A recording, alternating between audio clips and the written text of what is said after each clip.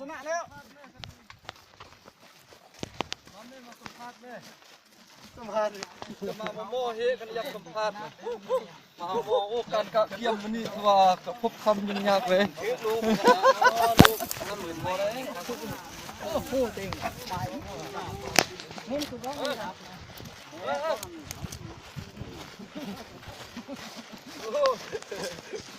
ตอนนี้กำลังจะ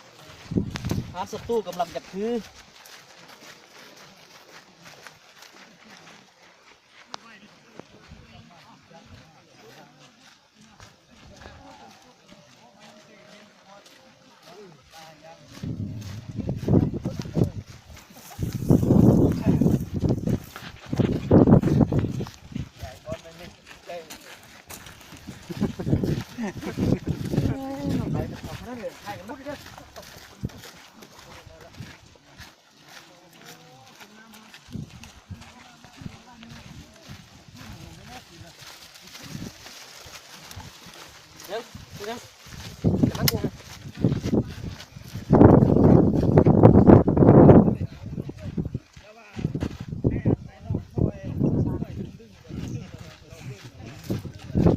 ศัตรูซุ่มเยอะหายเป็นสองพวก